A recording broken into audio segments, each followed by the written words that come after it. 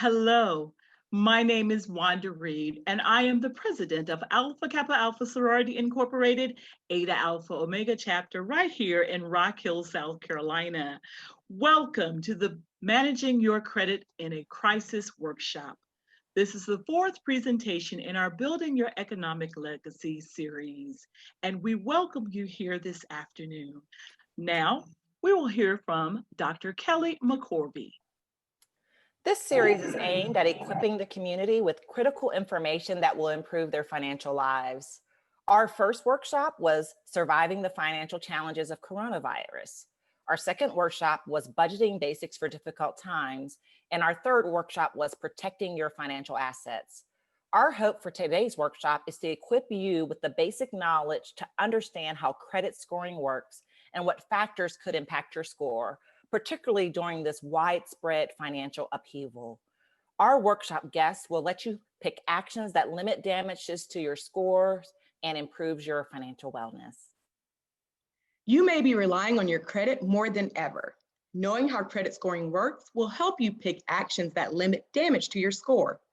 As money gets tighter, especially if you can't pay every bill in full, you'll need to create a strategic financial game plan. Understanding how credit works can help you minimize damage and position yourself for a quicker recovery. Now I'm going to introduce our fantastic guest speaker for tonight. Jasper Smith, financial concierge, also known as Mr. Build Your Wealth, is a proud native of Durham, North Carolina. He's a graduate of North Carolina A&T State University and author of the Build Your Wealth Challenge. He has been involved in the financial services arena for over a decade and working in an array of capacities. Jasper, feel free to share a little bit more information about yourself with our viewers. Yeah, I actually don't want to spend too much time on me. We're here to talk about credit, not my illustrious career thus far, but I've spent my entire professional career in financial services. And so I've learned a little bit about money. And money is a language that a lot of us, we just don't speak it well enough. And it's partly because we just haven't been exposed to the information, or we may have received some bad information that has been perpetuated as truth. And so nobody has come in to debunk some of these myths. And credit is one of those that really, it gets to me because credit is holding so many of us back from really building wealth. And I'm hoping that this session tonight can kind of open up that door to show people like, here's how it should have been taught to you. And that's what I'm hoping that we get out of tonight's session. Awesome. So now we're going to show two videos. So hang on briefly for those. And then we'll come back to have Jasper kind of give us some summary, some additional information, and then do some Q&A. Hang tight. All right. Well, I hope everybody enjoyed those videos. And partly why I was actually even asked to do those videos was to help people with building the foundation. And when I think of a house, I think of the foundation. We can't start building the first floor, the second floor, or even the third floor without a solid foundation. And this really extends beyond credit. But I realized that through my travels in financial services, so many people did not have a strong foundation in terms of their understanding of credit, or they had some cracks in the foundation. And so I hope those videos were able to shed some light on just some basic things that everybody should have been taught. And I had to learn in my career, I had to stop assuming you knew this. Like even with there are 3 credit bureaus, some people didn't know there were 3. And part of it was because they were using Credit Karma. And they're like, well, Credit Karma tells me this. And I'm like, Credit Karma only gives you 2 out of 3. And they were like, for real? There's a third one? And so I had to say, you know what, let me stop judging a book by its cover. Let me just share this information. And if you say you already knew that, I can continue on with my presentation. But I was finding some of these basic concepts is what people did not know, which was very telling as to why your credit was a little suspect. You didn't know the basics. Nobody gave you the memo. So hopefully those videos were able to shed some light on some of those foundational concepts, but there's still so much more we have to unpack with credit. And hopefully I can share a few of those things with your group in terms of maybe something might resonate with you. Maybe you've heard of this, maybe you haven't. Maybe it's something you say, you know what, I don't believe them. Let me do some more research. Now, if you do opt for that last choice, go to somebody who's credible. Because again, we're going to people who are telling us the wrong thing. And they're like, well, that brother know what he's talking about. Okay. So says the person who doesn't have multiple financial securities licenses, who's been in the industry for going on 11, 12 years now. So who am I, right? I'm just the guy who has a track record of being in the same industry. So I eat, sleep, and breathe this stuff. So I'm not saying the person is wrong, but I do realize that some people aren't getting the proper lesson, or maybe they're looking for some creative strategies that can help them kind of improve their situation, or maybe they can share this information with somebody who they care about. So that way we can all come up. Like I want my whole crew to have good credit. And if you are the one person in your group who has good credit, why do your friends have jacked up credit? You're a terrible friend. So let's just call it what it is. And a lot of times we're holding some of these money or financial strategies, we're holding them very close. And I'm like, why don't you just share that? You know, your organization is phenomenal, has a huge imprint probably across the world. And it's almost like, let's make sure that everybody in this illustrious organization has good credit. Let's get everybody who's an Alpha Kappa Alpha to have at least a 700 credit score. Now, who knows how long that's going to take, but I'm going to throw that out there. You know, if y'all want Mr. BuildWealth's help, I got some ideas, but I think that's an easy challenge to say, let's get everybody to that level so we can move forward. I mean, credit is holding us back. We can't, well, excuse me, you can get a loan for a house. It's just going to cost you a lot. You know, you can get a loan for the car. It's just going to cost you a lot. So we're putting ourselves in these predicaments because we won't take the time to just focus on the credit. And once you get it in order, even if you mess it up, it's really easy to build it back up again.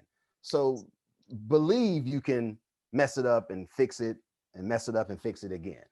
So Jasper, that's a messing it up and fixing it and getting good credit. How do we do that? How do we start to build good credit?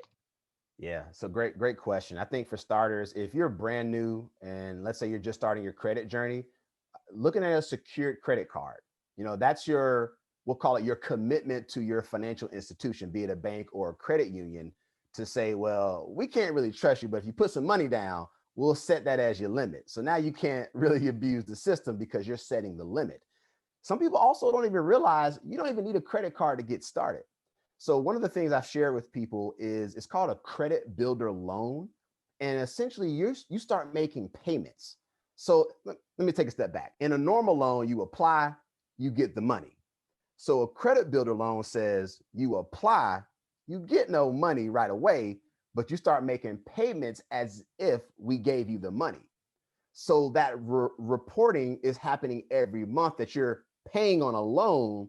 And then maybe after a year and a half, and some of them extends like 2 years or even longer, then you get the money later.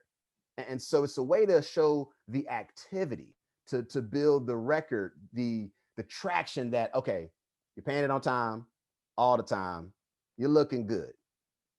Let's say you're a parent, and I've started sharing this with a lot of my clients, has been, you can add your kid right now as an authorized user. So if anybody has children, start your kid off on the good foot. So I have a niece who's 6 now. She's had credit for almost a year. Just had a nephew. He was born in August. I'm adding him as an authorized user. So by the time they are 18, Uncle Jasper's going to say, hey, little kid, don't screw this up because your uncle has set you up for greatness. So they're going to have 13 plus years of history riding my coattail because my credit has been stellar since I was 19. But I was blessed that my mom gave me the game. And again, some of us didn't get the real story ahead of time, but an authorized user could be a way that you can help your children, or even if you want to do like a solid for a family member or a friend where they don't physically get the card. So if you're really responsible and they know you're like the one who's good with money, then it's just, I'm going to help you out. And all you need to do is give me your social. And it's a strategy where sometimes you know they're not going to do right. So maybe we can help them by riding our coattail, but I'm not giving you access to this card so you can mess it up. But I'm just going to help you to kind of build that history. You know, so that's one of those strategies that, you know, I try to share with people around. There's so many ways for you to begin to build it. Mm-hmm. And then even once you kind of get into that sweet spot, I would love, and this is like one of my dreams, I want everybody to adopt the credit card rewards lifestyle. And I actually talk about that in my book, I think. I'm not sure. Anyway, here's the idea.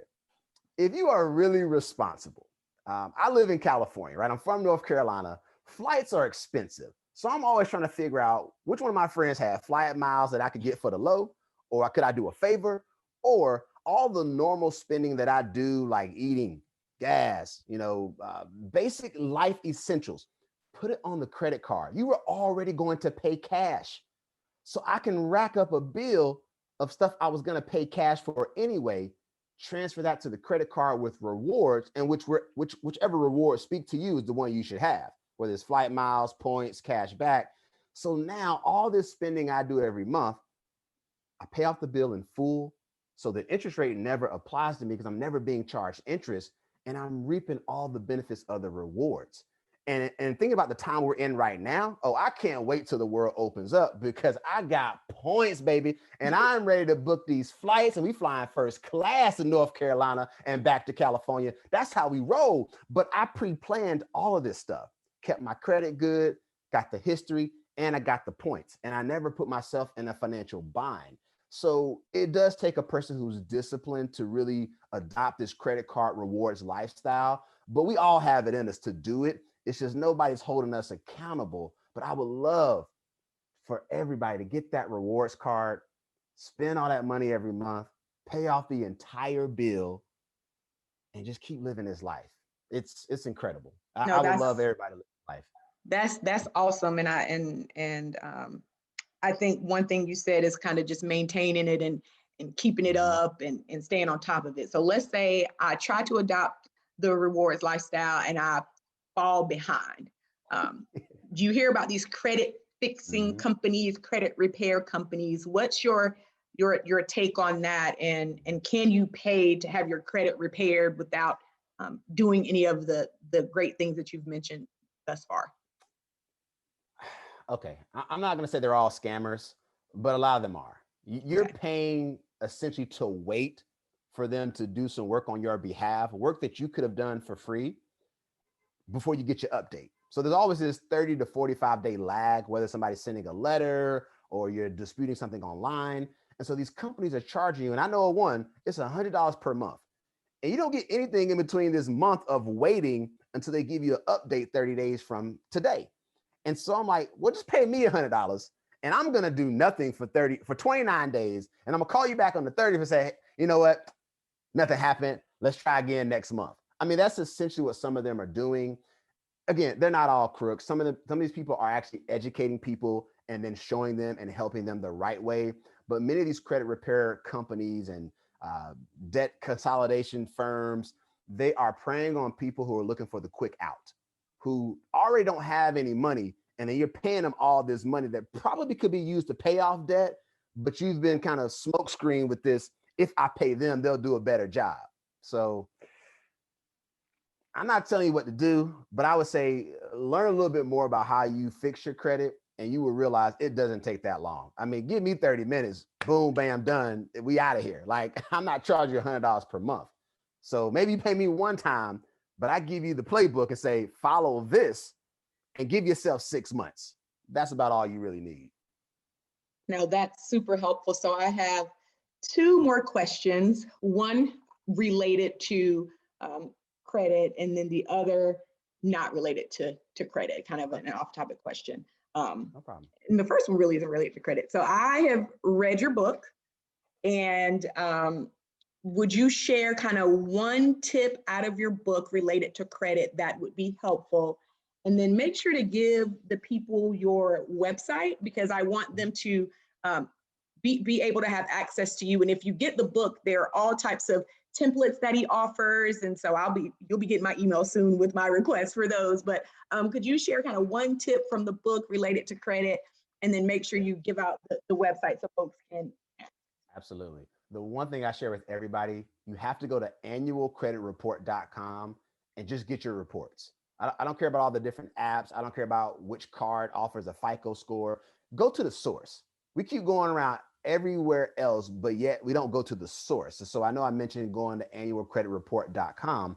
In normal times, you could get one free report every 12 months from each of the 3 credit bureaus. But because of the pandemic, I believe you can check it weekly. I think that's a little excessive, but you can check your report. You don't get the score, but you can get the report, and then you'll know how to attack, because so many people are so transfixed on the score, but the score is a reflection of your report.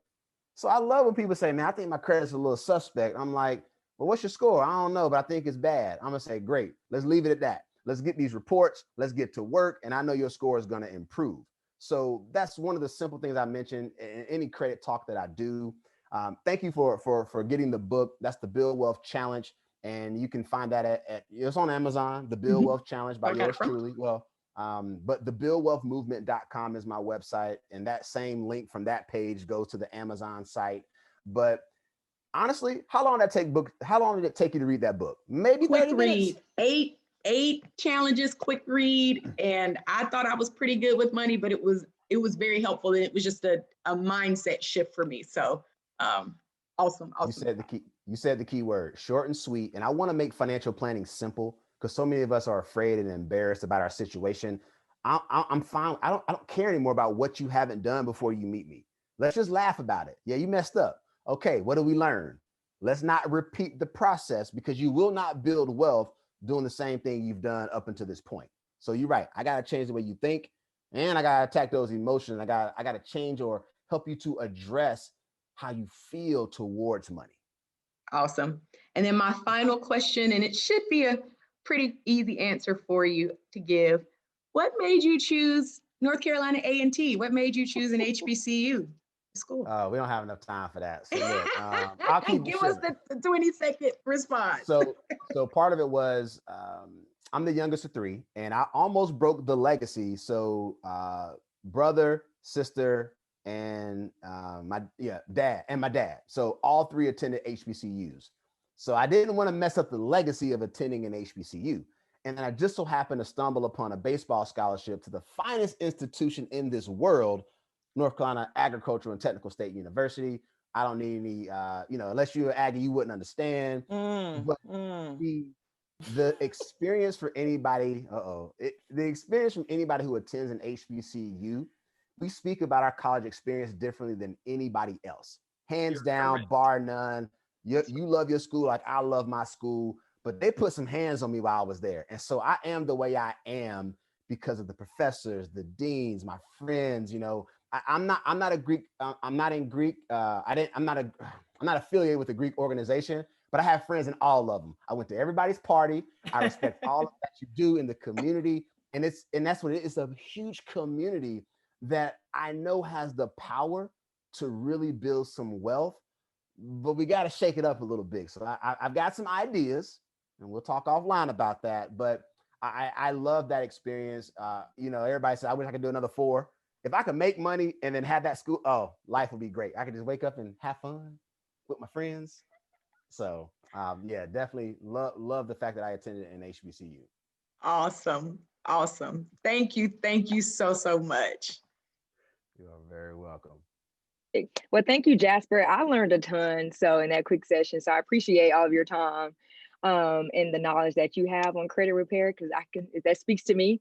But we also thank you guys for joining our brief information session on managing your credit in a crisis. Please go to our website at www.rockhillaka.com for more information. Also, please be on the lookout on our Facebook and Instagram pages for future programs, workshops, and information sessions in the Building Your Economic Legacy series. Stay safe and stay healthy, everyone.